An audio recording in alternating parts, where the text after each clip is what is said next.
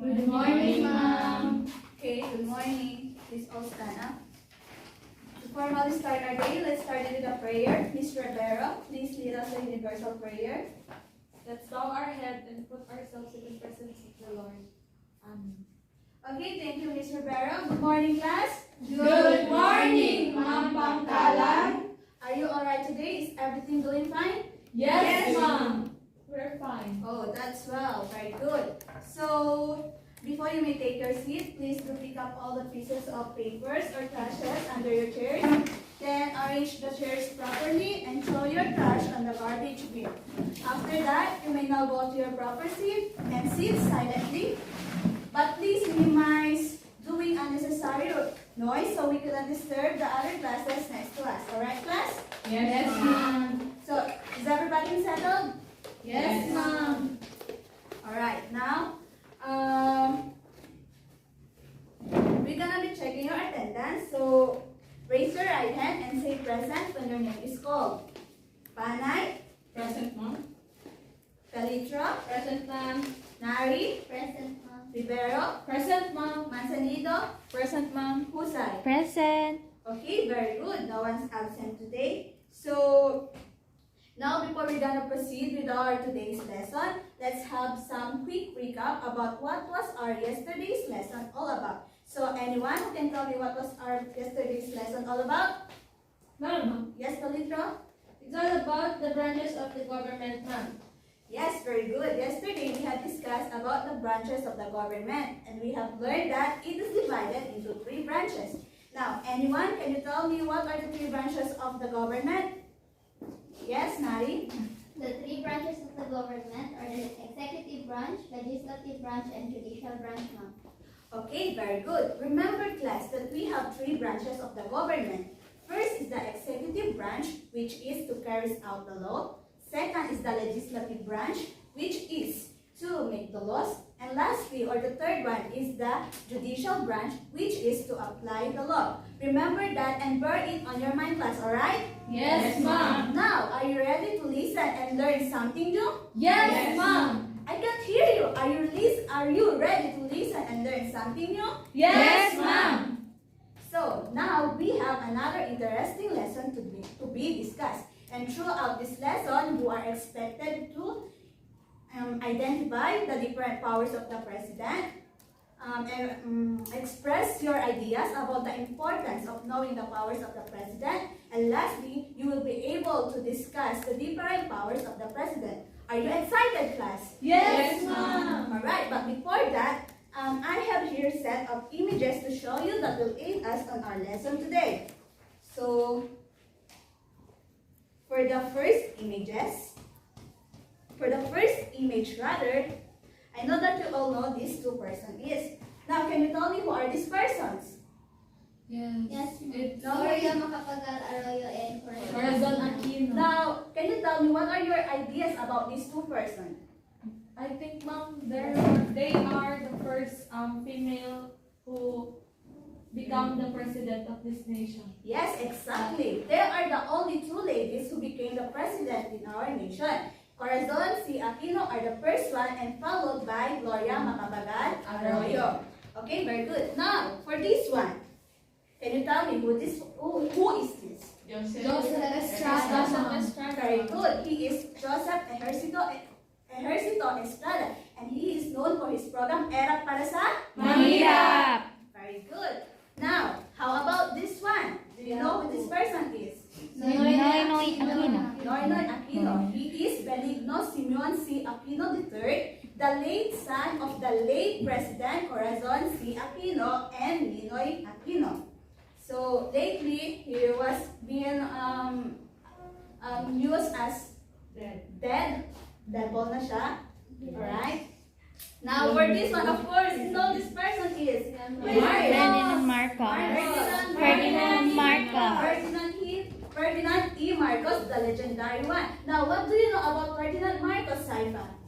Okay, he was the best man, and he was the one who ruled out or who Yes, Rudolph the martial arts. Very good. And also class, for a trivia, he is the longest term president in the Philippines or in our nation. And as what Saipa said, he is the one behind the dictatorship of the 1972 martial law. Okay, now take a look at this quote. My God, I hate drugs. Now, are you familiar with this quote? Yes. Now, who do you think the one behind this quote? President Duterte. President Rodrigo Roa Duterte. He quote this, my God, I hate drugs, and this is his iconic Quote. lines because of his program of plan. Tokhan. Alright, very good. Now, as you have observed, I have shown you some of the former presidents and the current president, Rodrigo Roa Duterte. Now, why do you think I have shown you that? Because it has something to do with our today's lesson, alright? Now, for this next images, for this next image, I know that you all know him. Who is this guy? Spider-Man. Of course, who wouldn't know him, right? Yes. So he is the iconic hero Spider-Man. Aside from Spider-Man, who are the heroes, or who are some heroes that you know? Superman. Batman. Iron Man. Captain Yes. America. Captain America. Yes, very good. Now, can you tell me why do you think superheroes were called superheroes? Miss Josai? They have superpowers. Because they have superpowers and they have the ability above among us. Yeah, because they have superpowers. We often think about someone as superhero because they have powers and they do heroic acts, right? Yes. Now, do you know who is? What are the iconic lines of this picture? With great power comes Great responsibility. Yes, very good. Spider-Man are the one behind the iconic line with great power comes with great responsibility. Now, would you agree with him, class? Yes. Now, if with great power comes great responsibility, it means that if you're a great person with given powers, then you must have many responsibilities. Am I right, class? Yes. Now, do you consider the president as a great person? Yes. Yes. If you think that the president is a great person, then do you know his powers? No. Don't you worry, class, because today we will going to discuss the different powers of the president, so you will be knowledgeable enough about its powers. Alright, are you ready? Yes. Are you ready to listen? Yes. Okay, today we will be discussing about the powers of the president. Alright? Yes. Now, but before we're gonna proceed for our proper lesson or proper discussion, let's have an activity first. So I have here an activity sheet to give you, and in 3 minutes, I want you to encircle and list all the words that you've found and you think are belong to the powers of the president. Then you can list your answer on the space provided on your activity sheets. Alright, class? Yes. Okay, so please pass the activity sheets.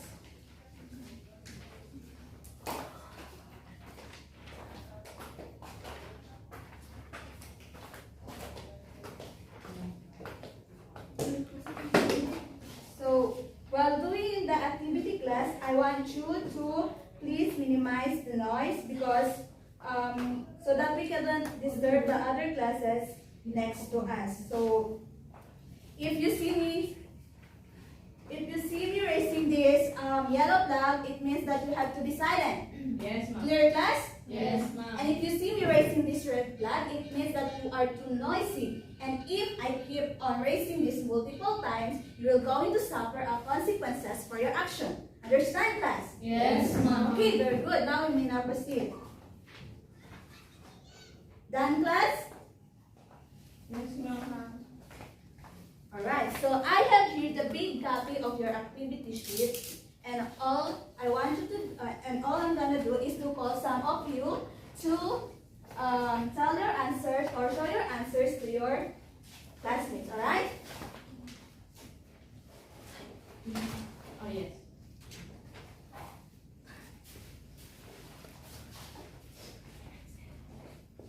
Now, based on your activity, do you think did you find some of the powers of the president, class? Yes, ma'am. Yes, ma'am. Now, can you give me what are the powers that you have found? Executive. Executive, yes. Appointment. Appointment, yes. Removal. Removal, yes. Control. Borrowing. Authority. Diplomatic. Informing. Yes. Diplomatic. Control. And borrowing. Borrowing, yes. Oh my God, why is this?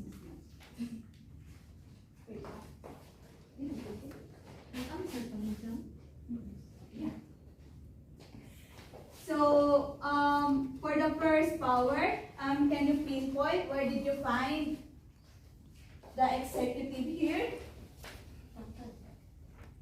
Goodness. Ma'am, I saw borrowing and judicial.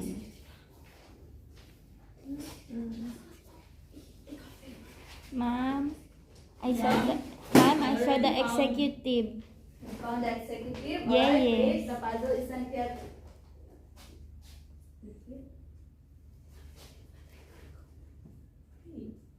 Already found. Borrowing. Executive. Can you give me the tape, please?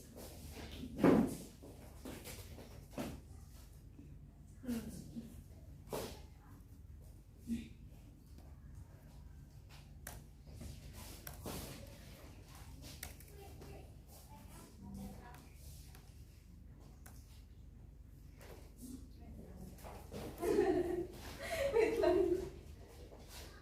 Doon ka raw sa wood, ma'am. Sa wood talaga. Opo. Wood ba? yun? Can you please put it on the middle, ma'am? Yeah. Alright. Ma'am, put it on the wood. It's like, Opo. like dikit-dikit. Because the whiteboard is not compatible with the tape. Alright, now can you pinpoint where did you find the executive? Yes, Miss Jusai? Busan. Jusai? Here, ma'am. Oh. I saw one.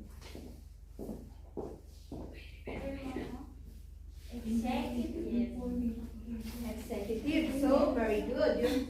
One of the powers is the executive. Now, how about the other power? Mom, I already found the appointment. Appointment. Yes, Miss Panay? Where did you find the appointment? Here. Appointment. Okay, very good. For the next power is the power of appointment. Now, Ma'am, the other one. Yes, I already found informing. Informing, yes. Here, ma'am. Informing. Alright. So you're right. The informing. Ma'am, Yes, I found the removal. removal. Here. Where did you find the removal? Alright, very good. How about the other power? You're a great observer, class. I found borrowing. Borrowing. Nandito sa paper. Here. The upper part. I found the Ma'am. budgetary, ma'am. Ma'am. Borrowing. Yes, Mansanido. Ma'am, I found the judicial. Here is the judicial, ma'am. Judicial. Okay, very good. I found the budgetary, ma'am. Budgetary. Okay. What else?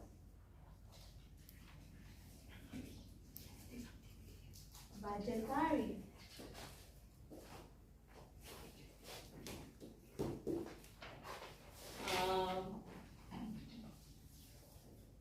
Mom, I already found judicial. Not Judicial? Meron na. Ah, Wala pa. wala pa. Here. Judicial. I think judicial is not a part of the power of the president, but alright, it's a nice observation. What others? How about the power of, how about control? Did you find where the control is? Control. Control. Control. Control. I can't find it. Control again. I just Control. Mom, already found the control. Okay, where did you find the control? Here. Alright, very good. Okay. Okay. Other? O Manzanito, you have found the military. Where is the military? Where is found? Where? Ma'am, where naman? Military. Yeah. Alright, very good. The military. So we have still other powers that you haven't found yet. May I go out? Okay. Diplomatic. Diplomatic. Diplomatic. Yes. Where did you find the diplomatic? Alright, very good. Diplomatic. How about The barrow. borrowing? We have already found the borrowing. Other? The diplomatic. Yes. Mom. Yes. Residual. Residual. Yes, very good. Residual. Another. We have last one power that you haven't found yet. We have the pardoning. Now, can you find where is the pardoning? Pardoning. Where? Can you pinpoint it? Yes, ma'am. In the third row. Alright. Pardoning. So, as you have noticed, how many powers of the president that you have found or we have found on the puzzle class? 1, 2, 3. We have? 1, 2, Yes. 3, 4, 5, 6, 7, 8, 9, 10. 11. 11. powers. Precisely, we have 11 different powers of the president. And I'm so happy that you were able to find the powers of the president just because of this activity. Now, I want you to give yourselves a round of applause for a job well done. Alright, very good. Now, have you enjoyed this activity? Yes, ma'am. Yes, ma'am. Because Yes. I love word search puzzles. That's why I'm enjoying it. Okay, you are enjoying this activity because you love word search puzzle. Yes. So how about you, Panay? How did you find this activity? It's challenging because we do not know yet what the powers of the president hold, but fulfilling at the same time because we were able to find it through in our own through the activity. Okay, very well said, Panay. Thank you. Now, I'm happy to hear that. And now, after the activity, what have you realized or what comes to your mind while doing the activity? Yes, Miss Husay? I have realized, ma'am, that indeed the president is great for the hold so much power. Okay, very good. Because of this activity, you have realized that indeed the president holds so much power because he holds so much power as you can see, alright? Yes, ma'am. So how about you, Nari? What have you realized while doing the activity? I've realized, Mom, that the president has many powers that he can use, and just like what Spider-Man said, with great powers comes great responsibility. That's Yeah. why I come to think that being a president isn't an easy thing, for he has many roles and responsibilities to address and play. Yes, very well said, Nari. Let's give a round of applause for Nari, class. Very good. Indeed, class, being a president isn't an easy thing. That's why, as a democratic country we have to choose wisely the one who will become our president. The one who can play its role and use his power to, what do you call this, for the goodness of our nation and do his responsibilities very well. Especially now that the election is near, right? Yes. We need to be more wise. We need to be more knowledgeable enough to criticize the candidates and choose who is our vice to become a president. The one that we can trust that will do his responsibility very well. And because the power that they will be holding comes from us, the people, because we are the one who puts them in that position. Yeah. Alright, do you agree with me, class? Yes. So, very good. Now, let's proceed in knowing the different powers of the president. Are you ready to listen? Yes, ma'am. So, I want you to listen and please take note the important details that we will going to discuss, alright? Yes, ma'am. Yes, ma'am.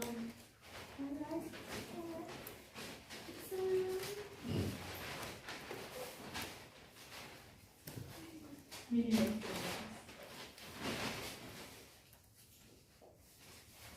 So now let's go over our lesson proper.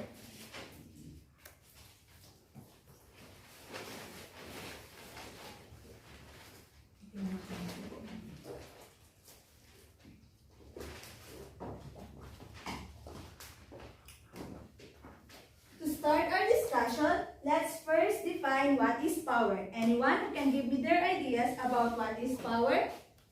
Ma'am. Yes, Panay. Power is the ability to do something or act in a particular way. Okay, power is the ability to do something or act in a particular way. Another idea? Miss Rivera?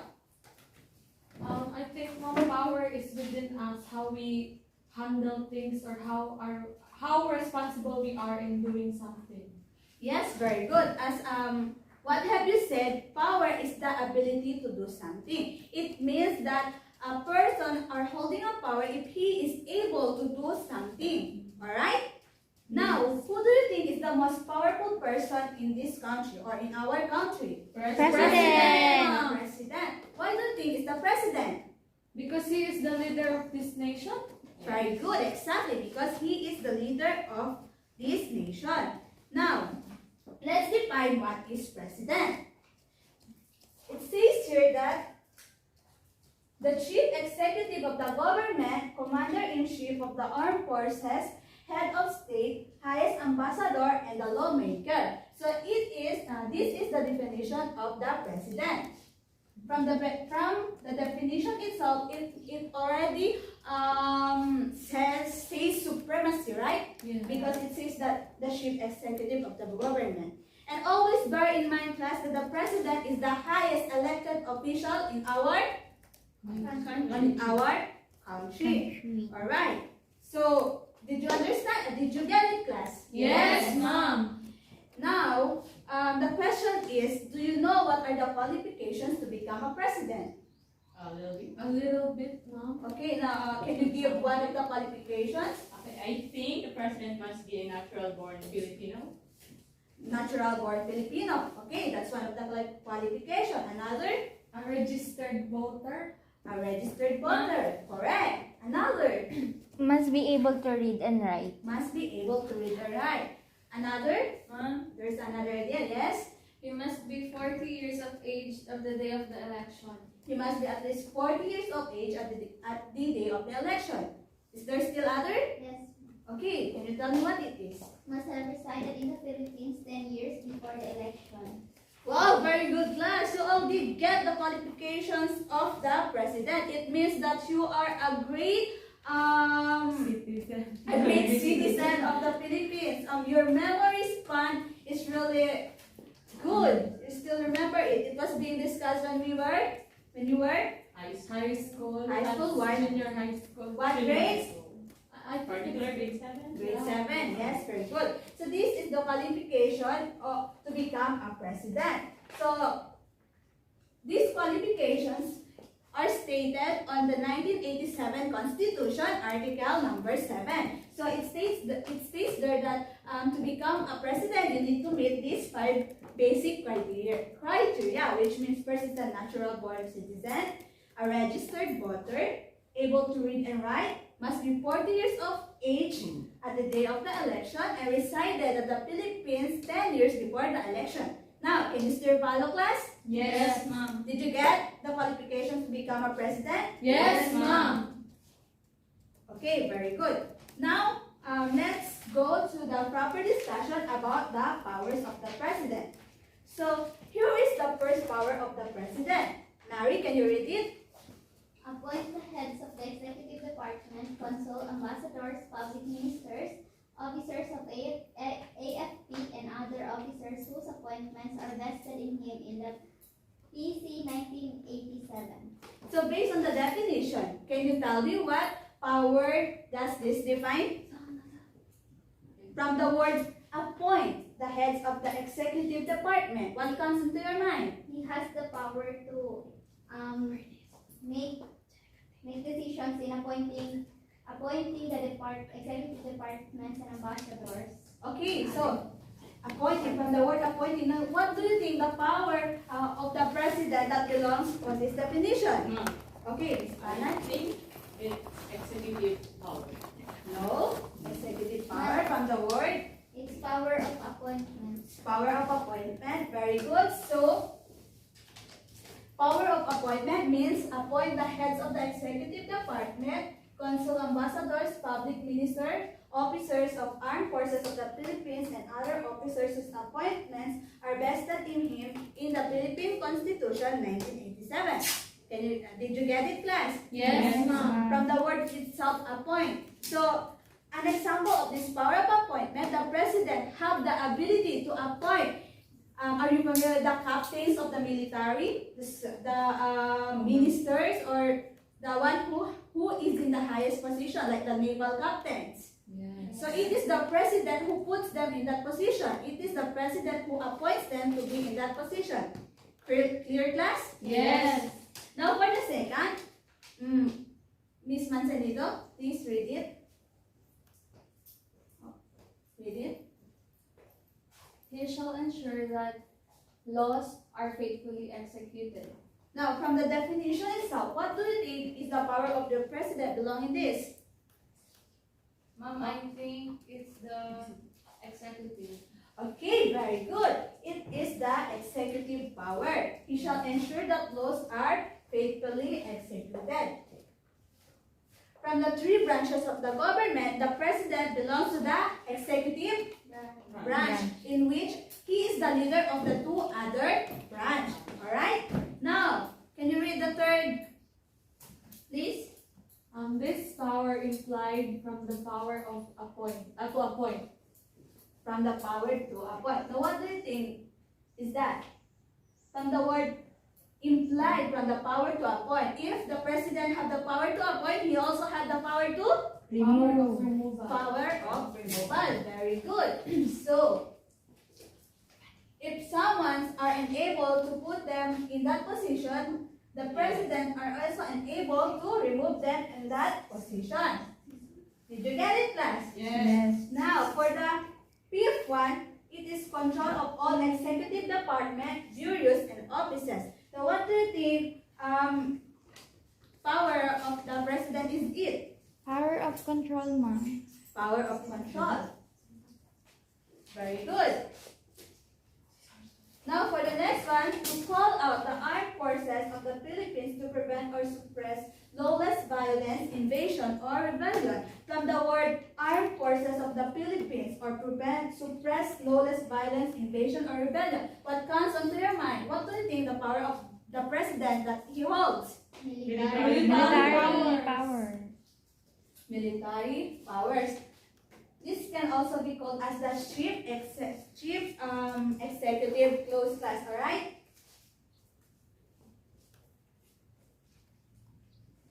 For the sixth one, yeah, Ms. Panay, can you read this? May release and exempts the individual from the punishment inflicts for a crime committed. May release exempts the individual from the punishment inflicts for a crime committed. Now, what do you think the power, the president that it holds? Pardoning Pardoning Pardoning power. power. So, are you familiar with the case of an OFW who was supposedly to get punishable by law because because she was able to kill his amo just because to protect herself? Yes, yes. No, so that is The one big of the guy power one. of the president. He has the power to pardon the case of his citizen. Alright? So, it's the pardoning power. For the next one, it says that contract or guarantee foreign loans on behalf of the Republic with the concurrence of the Monetary Board. From the word loans, what comes onto your mind? What power do you think does it belong? Borrowing. Borrowing. So, for example, class, in this pandemic, our nation is lack of the vaccines. So, the president addressed it by borrowing loans from the other country to buy us vaccines or supplies of vaccines. So, it is one of the power of the president is to borrow from the other Country. Now, how about the next one? Can you read it, Nari, please? Enter treaty or international agreement with the concurrence by at least 2/3 of all the members of Senate. From the word enter treaty or international agreement with the concurrence by at least 2/3 of the members of Senate, what comes onto your mind? What do you think? What power do you think does it belong? Diplomatic. Diplomatic. Diplomatic. Now, can you give me an idea about how do the president exercise this diplomatic power? Anyone? Or give me example of a treaty that you think the Philippines will belong? ASEAN. ASEAN. Very good. So the one president is the what do you call this? Is the ambassador of some big treaties like the ASEAN. He has the ability to enter the Philippines into some negotiation or some treaty to the other country for protection. Yes. Did you get it, class? Yes. Now for the ninth one, please read it, Mr. Rivero. Submit to Congress a budget Or expenditures. expenditures and sources of financial, including receipts from existing and proposed revenue measure. So from the word submit to Congress a budget, what do you think power of the president does it belong? Budgetary power. Budgetary power. Okay, from the word itself, budgetary. So meaning the president approved the budgets of our nation. Now, for the 10th one, it says that inform at the opening of its regular session. From the word inform, what comes onto your mind? Information. So it means that the power of the president does it belong to Informing power. Informing power. So the president has the responsibility to inform the other branches to have a regular session or regular meetings about the whatsoever happening on our country. Alright? Yes. Can you still follow, class? Yes, ma'am. Okay. For the last one is call to Congress to a special session, approve or veto bills, and report alias. Now, the remaining powers is residual power. So it is understandable that it belongs to residual power. But can you give an example or idea about what is residual power? From the word recede or reside, what comes into your mind? Panay, I heard that you have an idea. From the word reside, what do you mean by reside? Reside, Where you stay. where you stay in a place. So, call to Congress to a special session, approve or veto bills, and report yes. One of the power of the president is the residual power, meaning he have the ability to deport aliens, to approve or veto bills, and to call for a special session. If there are lots of tourism who are illegally entered in our nation, the president have an ability to deport them. So that is one of the power of the president. Did you get it, class? Yes, ma'am. Can you tell me again what are the different powers of the president?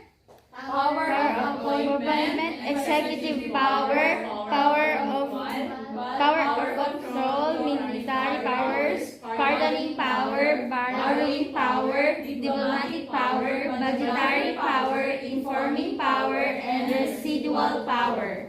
Did you understand how this power is exercised by the president, class? Yes.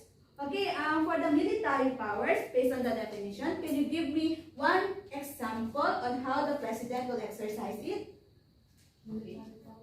Yes, for the military power, he has the ability to, just like what Marcos do. Military. Wait, Martial law. Since the president is the chief executive of the armed forces of the Philippines, he have the ability to command or to Deploy sa military. deploy ba? Or what do you call this? Or to have the ability to command the armed forces of the Philippines to have an martial law. So, any questions or clarifications about this? Ma'am. And if you're wondering on what section of the article is this belong, take note class this. For the power of appointment, it belongs to section 16. For the executive power, it belongs to section 1. Power of removal, it belongs to section 1. Power of control, power of removal belongs to section 16. Power of control, section 17. Military power, section 18. Pardoning power, section 19. Borrowing power, section 20. Diplomatic power, section 21. And budgetary power, section 22. And informing power, section 23. The residual power can be found on the following sections. So did you get it, class? Yes. Are you still with me, class? Yes. Okay, clap your hands 3 times if you are still with me. Again, clap your hands 3 times if you are still with me. Did you get our discussion about the powers of the president, class? Yes. So what is the president again? The chief The chief executive of the government, Commander-in-Chief of the Armed Forces, head of state, highest ambassador, and lawmaker. Okay, as you can see, can you see that these powers are exercises in our nation? Yes. Specifically what? What power that you have always observed? Military. Power of control. Power of control. Yes. Borrowing kasi maraming utang. Okay, so basically, you have already an idea or you already know the different powers of the president. Now, can we move on? Yes. Yes, ma'am. Did you understand it again, class? Did you Yes, understand it? Okay, now for you to apply what have you understand on our lesson, let's have a group activity. I will divide the class in 2 groups. Count 1 to 2. 1, 2. 1, 2. One. Okay. Group 1 will be here and group 2 will be here. So all you need to do is to select your leader, your secretary, and the presenter. Based on our lesson, identify and discuss among yourselves the different powers of the Philippine president mentioned in our discussion, and after which kindly develop a graphic organizer of the powers of the president of the power of the presidents of the Philippines on a piece of cartolina that would be given to you. So after that, write the names of the group members at the back portion of the cartolina. Did you get it, class? Yes. Any questions or qualification?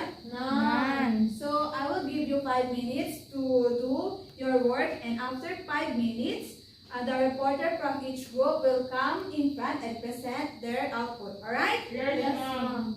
Okay, please take and I have here our rubrics. Please take note that for promptness, you have 60%, delivery 20%, neatness 10%, and creativity 10% with a total of 100%. Did you get it, class? Yes. ma'am. Okay.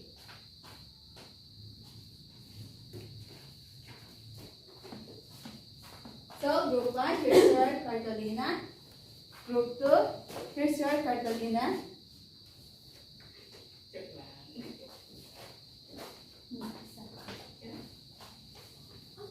You may now proceed or you may now start your work. Where are you going?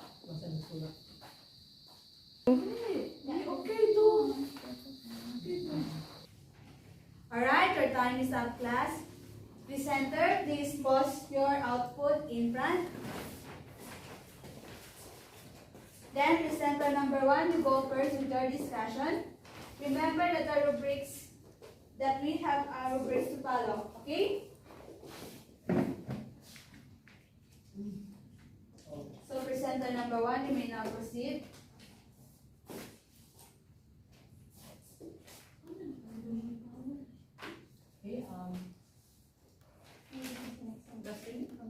Okay, good afternoon to all of you. So this is the work of Group 1. So there are 11 powers of the president. First, the executive president or executive power is the president must ensure that laws are executed. Okay, removal power. He had the power to remove whoever from the higher position. Power of appointment from the word itself. He had the power to appoint for higher position. Power of control. He had the control over the executive department. Residual power. He has the power to deport for tourism from other countries. The power to deport. Okay, pardoning power is the power to pardon his citizen from sinning or from committing a crime. Alright. Oh yes. Then military power, he has the power to call out or command the armed forces of the Philippines. Budgetary power, he has the power to budget. Yeah. Yes, budget. Borrowing power is the power to borrow loans for the protection of the country. Yes, for the protection and many other purposes. Diplomatic power, he has the power to, diplomatic power. Okay, yes. Diplomatic power is the power to enter treaty or international agreement for the republic. And informing power is the power to call out or inform other branches for meetings. Yes, that's all. Thank you. Okay, very good, Group 1. Please give them a round of applause. Now, Group 2, are you ready? Yes, Please proceed with your presentation. So this is the what we've come up with our group. So we have 11. We have 11 powers of the president. So first one is the executive powers. Executive power, which ensures the laws and are faithfully executed. And then residual power. This is the ability of the president to residual power is the ability of the president to deport his citizen, and then deport aliens. Yes, deport aliens from our country.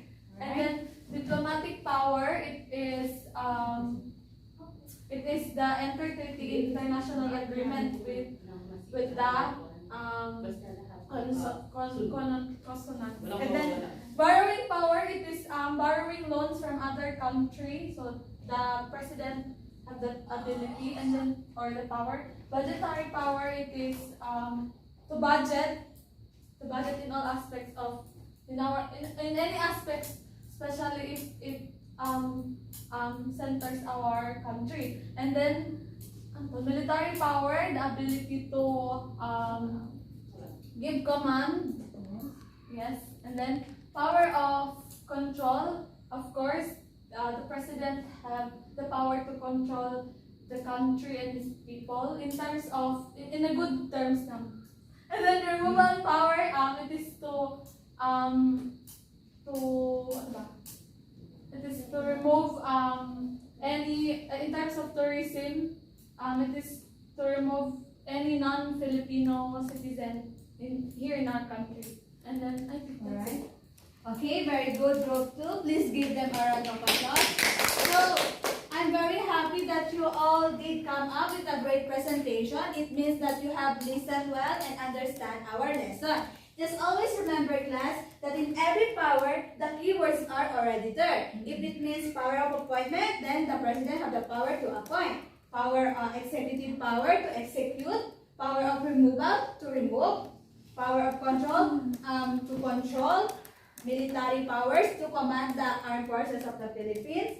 Pardoning power, to pardon his citizen. Borrowing power, to borrow loans from other foreign countries. Diplomatic power, to enter treaties or international agreement.